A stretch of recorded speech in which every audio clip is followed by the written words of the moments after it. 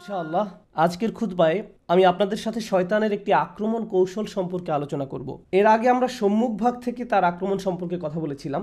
আজকে আমরা শয়তানের পেছন থেকে আক্রমণের কৌশল সম্পর্কে কথা বলবো। এটা আরেকটা ভিন্ন ধরনের আক্রমণ এবং সময় পেলে ডান দিক থেকে বা পরবর্তীতে বাম পাশ থেকে শয়তানের আক্রমণের যে কৌশল সে সম্পর্কেও আলোচনা করব।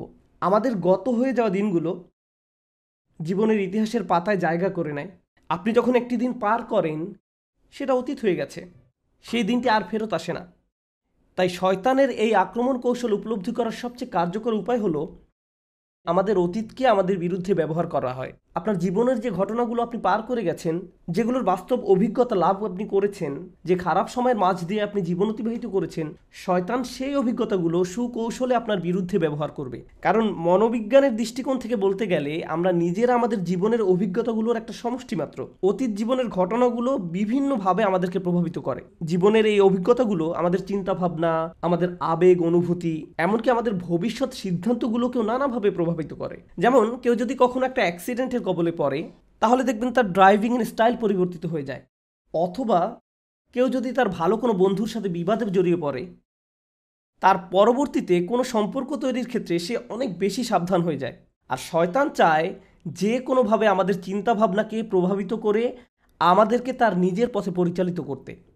এজন্য আজ আমি তার এমন কিছু পদ্ধতি সম্পর্কে কথা বলবো যেখানে সে আমাদের অতীতকে আমাদের বিরুদ্ধে ব্যবহার করে। আমরা মনে করি এই চিন্তাগুলো আমাদের নিজেদের, কিন্তু মূলত এগুলো হলো শয়তানের ওয়াসওয়াসা। সে চায় আপনি অতীতে যে ভুলটি করেছেন তা যেন আপনি আবার করেন। সম্ভবত তার একটা কৌশল হলো সে বলবে আপনি আগে অনেক ভালো মানুষ ছিলেন, নামাজ সম্পর্কে অনেক বেশি সাবধান থাকতেন, সম্ভবত হারাম বিষয় থেকে বিরত থাকতেন, আল্লাহ যা দিয়েছেন তা নিয়ে সন্তুষ্ট থাকতেন, আপনি আল্লাহর অবাধ্য হননি, ভালো মুসলিম ছিলেন। পেছনে তাকিয়ে দেখেন আপনি অনেক ভালো মুসলমান ছিলেন। অনেকেই এমন আছেন যারা এরকম জীবনের পেছনের দিকে তাকিয়ে দেখেন আর বলেন আগে আমি অনেক ভালো মানুষ ছিলাম, এখন আমি আমার নিজের উপর হতাশ। আগে আমি নামাজে দাঁড়িয়ে কাঁদতাম, কিন্তু এখন আমার মনে নেই আমি সর্বশেষ কবে কেঁদেছি। আগে আমি আল্লাহর সাথে এত বেশি কানেক্টেড ছিলাম যে সব সময় আল্লাহর কথা স্মরণ করতাম। বাড়িতে প্রবেশ করার সময়, বের হওয়ার সময়, অর্থাৎ প্রতিটি সুযোগেই আমি আল্লাহকে স্মরণ করতাম। অর্থাৎ প্রতিটি কাজেই আমি আল্লাহকে স্মরণ করতাম। আমি কথা বলার সময় অনেক বেশি নরম ছিলাম, কিন্তু আমি এখন গালিগালাজ করি, মানুষের বিরুদ্ধে খারাপ শব্দ উচ্চারণ করি, আমি মেজাজের ভারসাম্য হারিয়ে ফেলি, পরনিন্দা করি। এইসব খারাপ অভ্যাসগুলো আমার মাঝে তৈরি হয়েছে। আমি এমন ছিলাম না। নিজেকে অন্য কারোর সাথে তুলনা করা এক ব্যাপার, আবার নিজেকে নিজের পূর্বের অবস্থার সাথেও তুলনা করা যায়। শয়তান তখন আপনার মনে ওয়াসওয়াসা দেয় সেই তুমি অনেক আগেই মরে গেছো, এখনকার তুমি আসল। সে চাইবে আপনি যেন নিজের উপর সম্পূর্ণ হতাশ হয়ে পড়েন। কিন্তু বাস্তবতা হলো আল্লাহ যদি আপনাকে একবার ভালো মুসলিম হিসেবে একটা নির্দিষ্ট পদ্ধতিতে জীবনযাপন করার সামর্থ্য দিয়ে থাকেন, আর তখন আপনি ঠিকই সেটা পারেন, এর মানে হলো আপনি সারা জীবন মুসলিম হিসেবে জীবনযাপন করার সামর্থ্য রাখেন। আপনি নিজেই তার প্রমাণ। কোনো কিছু যদি আপনি জীবনে একবারও সম্পাদন করতে না পারেন সেটা এক ব্যাপার। আপনি হয়তো বলেন আমি কখনোই এটা করতে পারিনি। হতে পারে এতে কিছুটা সত্যতা আছে, অথবা আপনি হয়তো ভালোভাবে চেষ্টা করেননি। এজন্য আমি নিশ্চিতভাবে বলতে পারি না যে আপনি এই ব্যাপারে সামর্থ্য রাখেন না বা রাখেন, কিন্তু কিছু যোগ্যতা আপনার ছিল। এখন এটা প্রমাণিত যে আপনার ভেতরে সেই বিশ্বাস আছে এবং সেই বিশ্বাস অনুযায়ী চলার যোগ্যতাও আপনার আছে।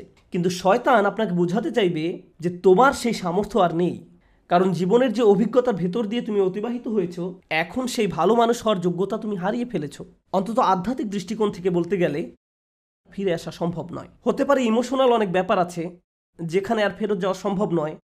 কারো অন্তর হয়তো ক্ষতবিক্ষত হয়ে পড়েছে, আর এতে কোনো সমস্যা নেই, এটার নামই জীবন। যেমন কারো যদি বাচ্চা সন্তান মারা যায়, তাহলে এই ট্রমা থেকে বের হয়ে আসা সহজ নয়। সুতরাং হয়তো এমন অনেক ট্রমা এবং অভিজ্ঞতা রয়েছে যা সারা জীবনেও সেরে উঠবে না। কিন্তু শয়তান এটা ব্যবহার করে আপনাকে আবেগগত দিক থেকে নয়, বরং ধার্মিক দিক থেকে দূষিত করার জন্য, আল্লাহর সাথে আপনার সম্পর্ক নষ্ট করার জন্য। আপনার মনে এভাবে ওয়াসওয়াসা দিবে তুমি তো জীবনে অমুক অমুক খারাপ কাজ করেছো, এখন আর এই নামাজের মানে কি? তোমার নামাজ তো আর কবুল হবে না।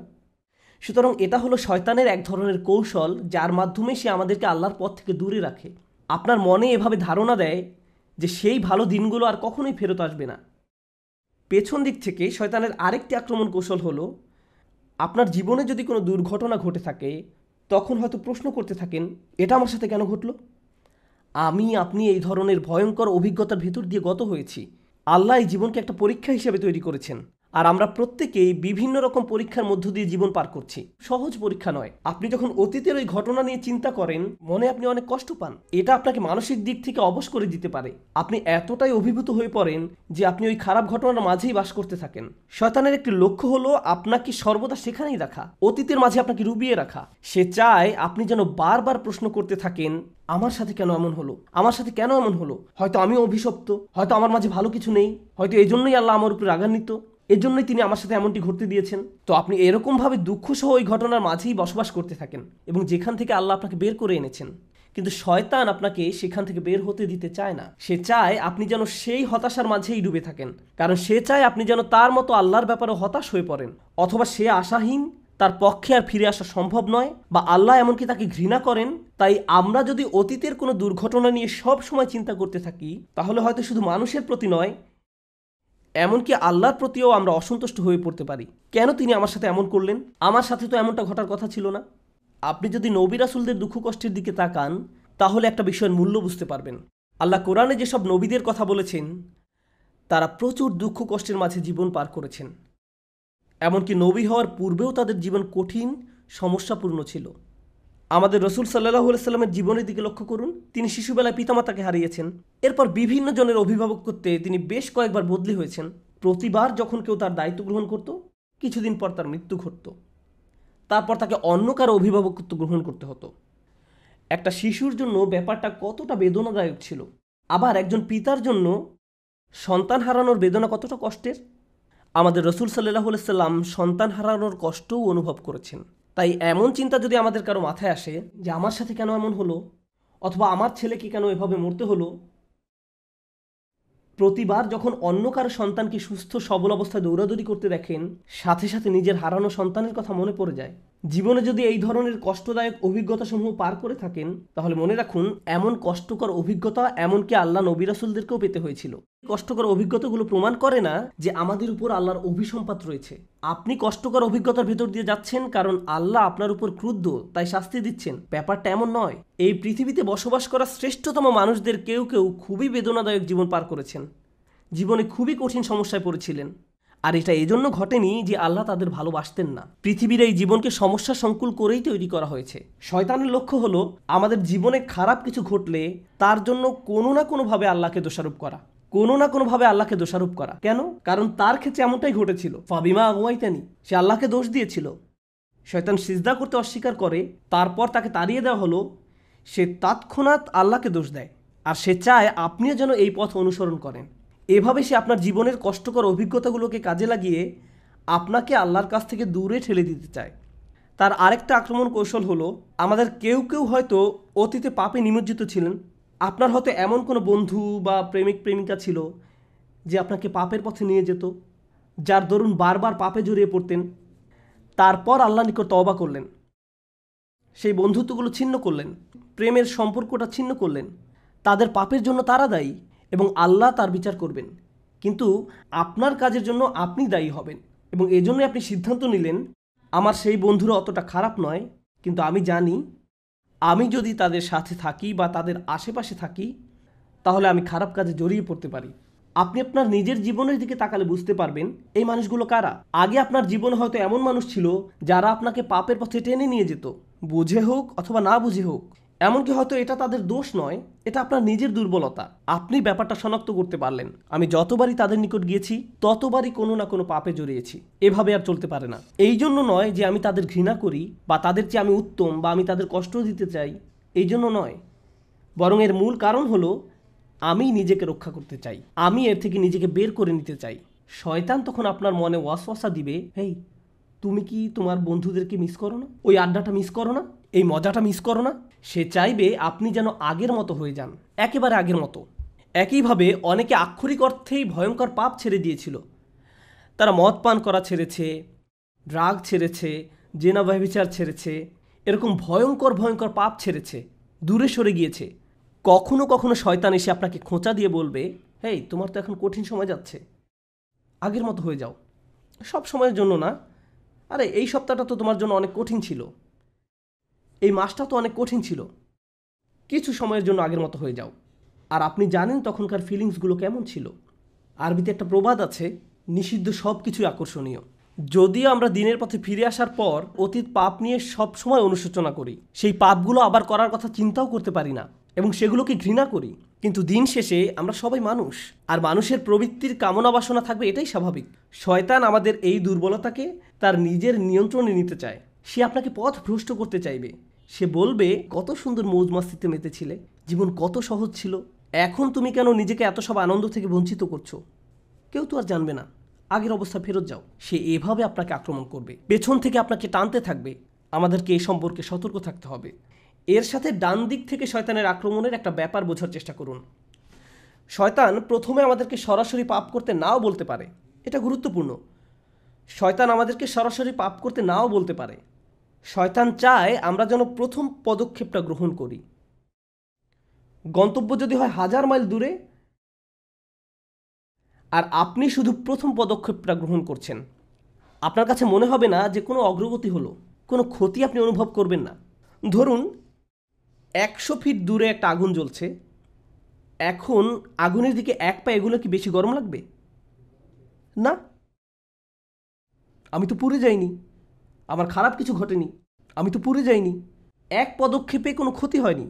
এখন কেউ যদি এসে বলে, এই তুমি তো আগুনের দিকে এগিয়ে যাচ্ছ, তো কি হয়েছে, আমি কি আগুনে হাত দিয়েছি, এতে তো কোনো সমস্যা নেই।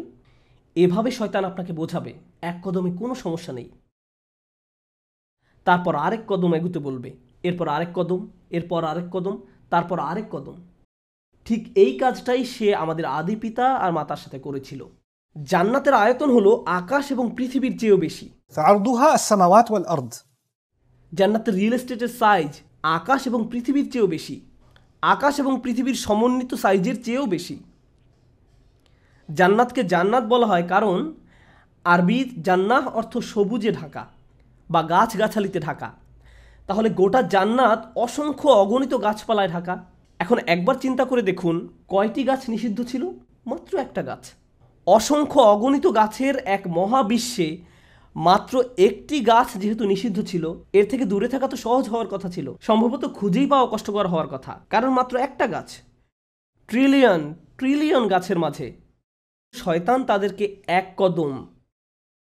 কদম করে, তারপর আরেক কদম, এরপর আরেক কদম করে এগিয়ে নিয়ে গেল। সে আপনার কাছে এসেই হারাম কাজ করতে বলবে না, সে কোনোভাবে হারাম কাজটাকে মোড়কে ঢেকে নিবে। ডান দিক থেকে শয়তানের আক্রমণ কৌশল নিয়েও কথা বলা হয়। শয়তান কিভাবে ডান দিক থেকে আক্রমণ করে? ডান পাশ সম্পর্কে যে বিষয়টি সবার আগে মনে রাখবেন তা হলো, আরবিতে ডান পাশ দ্বারা ভালো কাজ বোঝায়। কেউ যখন আপনাকে ডান হাত তথা ইয়ামিন প্রদান করে, এর মানে হলো সে আপনার নিকট অঙ্গীকার করছে বা শপথ করছে। কোনো চুক্তি করার পর মানুষ যখন পরস্পর হ্যান্ডশেক করে, তার মানে তারা চুক্তির সম্মান করবে। কোর্টে সাক্ষ্য দেওয়ার সময় আপনার সাক্ষ্য যে সত্য এবং বিশ্বাসযোগ্য তার ঘোষণা দিতে আপনি ডান হাত উঠিয়ে শপথ করেন। সুতরাং আরব সংস্কৃতি সহ পৃথিবীর বহু সংস্কৃতিতে ডান পাশ দ্বারা আভিজাত্য, ভালো কাজ, সঠিক নিয়মে কাজ সম্পাদন করা, যে কারণে আমরা আল্লাহর নিকট দোয়া করি কিয়ামতের দিন আমরা যেন ডান পাশের মানুষদের অন্তর্ভুক্ত হই, আসহাবুল ইয়ামিন, ডান পাশের মানুষ। সুতরাং ডান পাশ ভালোর সাথে সম্পর্কযুক্ত। একইভাবে আমরা জানি যে ফেরেশতা আমাদের ভালো কাজগুলো লিখে রাখেন ডান কাঁধের ফেরেশতা, সুতরাং ডান পাশ ভালোর সাথে সম্পর্কযুক্ত। এখন ব্যাপারটা তো তাহলে বোঝা যাচ্ছে না, শয়তান ডান পাশ থেকে আক্রমণ করতে চাচ্ছে। আপনি ভেবেছিলেন শয়তান খারাপ কাজের মাধ্যমে আক্রমণ করে, আল্লাহ তাআলা আমাদের বলছেন শয়তান ভালো কাজের দিক থেকেও আক্রমণ করে। এর মানে কি? সে বহু উপায়ে ডান পাশ থেকে আক্রমণ করে। আজকে আমি শুধু একটা উপায় নিয়ে আলোচনা করব ইনশাআল্লাহ, আজ আর বেশি করব না, কারণ আমি চাই আলোচনার কিছু কিছু ব্যাপার যেন আপনাদের মাথায় থাকে। আমি আপনাদের অনেক তথ্য দিতে পারি, কিন্তু আমি চাই সপ্তাহ জুড়ে ব্যাপারগুলো নিয়ে নিজে নিজে চিন্তা করুন। আমরা আশা করি এই খুতবা সিরিজে আমরা যখন সূরা আরাফের আয়াতগুলো নিয়ে আলোচনা চালিয়ে যাব, আমরা সচেতনভাবে এই বিষয়গুলো নিয়ে চিন্তা ভাবনা করব এবং উপলব্ধি করার চেষ্টা করব যে আমার জীবনে এগুলোর অর্থ কী। এভাবে চিন্তা করতে পারেন, আচ্ছা শয়তান এভাবে আক্রমণ করে, তাহলে আমার জীবনে সে এটা কিভাবে করে? আল্লাহ আমাদেরকে তার কুমন্ত্রণা সম্পর্কে কোরআনের অমুক জায়গায় বলেছেন, আমার ক্ষেত্রে এটা কিভাবে ঘটে? আপনার ক্ষেত্রে যেভাবে ঘটে, আপনার পাশে যিনি বসে আছেন তার ক্ষেত্রে হয়তো সেভাবে নাও ঘটতে পারে। এমনকি আপনার পরিবারের সবার ক্ষেত্রেও একইভাবে ঘটে না। আপনাকে সে একভাবে আক্রমণ করে আর অন্য কাউকে অন্যভাবে, কারণ সে আমাদের প্রত্যেককে আলাদা আলাদা করে অধ্যয়ন করে। তো ডান পাশের একটা বিষয়ে আজ হাইলাইট করতে চাই ইনশাআল্লাহ। আল্লাহ বলেন, শয়তান তাদের কাছে তাদের কাজগুলোকে চাকচিক্যময় করে তোলে। ডান পাশ থেকে আক্রমণের এটা অন্যতম ভয়ঙ্কর একটা দিক। আমরা এখানে আসছি সালাত আদায় করার জন্য, এটা একটা ভালো কাজ। মানুষ হজ পালন করতে যায়, এটাও একটা ভালো কাজ। রোজা রাখা ভালো কাজ, এগুলো ভালো কাজ। কেউ যদি দান খয়রাত করে, এটাও ভালো কাজ। আপনি যদি কাউকে সাহায্য করেন, ভালো কাজ। এখন আপনি যদি এভাবে চিন্তা করেন আপনার ভালো কাজগুলো আল্লাহ অবশ্যই কবুল করে নিয়েছেন, এখন আর কোনো চিন্তা নেই, কারণ আপনি ভালো ভালো কাজ করছেন। আপনি নামাজ পড়েন, যে মানুষগুলো নামাজ পড়ে না তাদের জন্য আমার দুঃখ হয়, কারণ আপনি এখন ভালো পজিশনে আছেন, ভালো ভালো কাজ করছেন। তাই এভাবে সে আপনার পুণ্য কাজগুলোর কথা মনে করিয়ে আপনাকে ফুলিয়ে ফাঁপিয়ে তুলবে। সে আপনাকে বোঝাবে, যেহেতু তুমি অমুক অমুক ভালো ভালো কাজ করছো, তোমার তো তুলনা নেই, পরিষ্কার দেখা যাচ্ছে আল্লাহ তোমাকে ভালোবাসেন। যারা এই ভালো কাজগুলো করে না, তুমি তাদের চেয়ে অনেক উত্তম।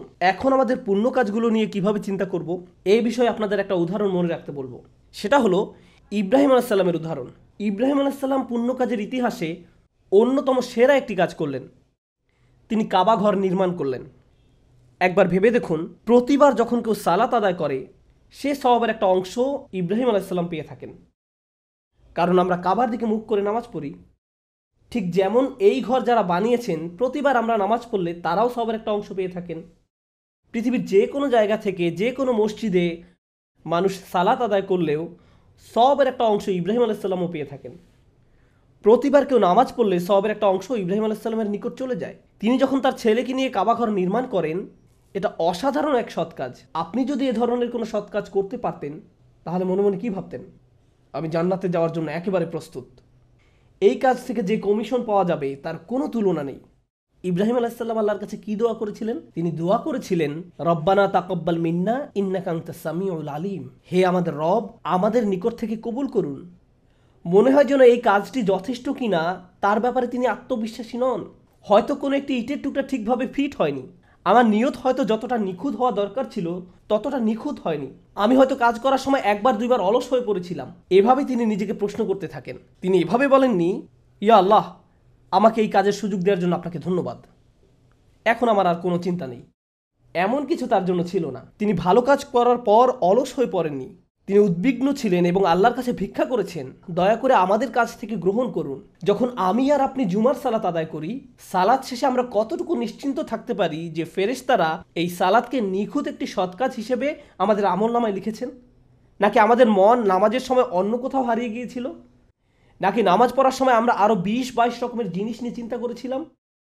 সালাত আদায় করার সময় আমরা যে আরও কত কি করি, আমাদের নামাজ কতটা ত্রুটিপূর্ণ।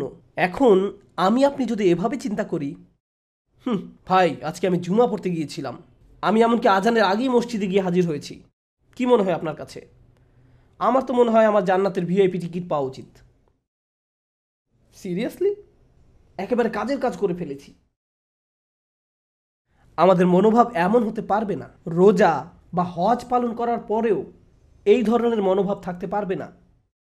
অন্য ইবাদত বা অন্য যে কোনো ভালো কাজের ক্ষেত্রেও এটা সঠিক মনোভাব নয়। নিজের ভালো ভালো কাজগুলোর কথা বারবার স্মরণ করা যাবে না, বরং আল্লাহর কাছে করজোরে মিনতি করুন, তিনি যেন আমাদের পুণ্য কাজগুলোকে কবুল করে নেন। শয়তান আমাদের পেছন দিক থেকে যেসব আক্রমণ করে, আল্লাহ যেন আমাদেরকে সেগুলো থেকে রক্ষা করেন, এবং ডান দিক থেকে শয়তানের যেসব আক্রমণ আসে, আল্লাহ যেন আমাদেরকে সেসব আক্রমণ থেকেও রক্ষা করেন। বারাকাল্লাহু লি ওয়া লাকুম। আসসালামু আলাইকুম ওয়া রাহমাতুল্লাহ।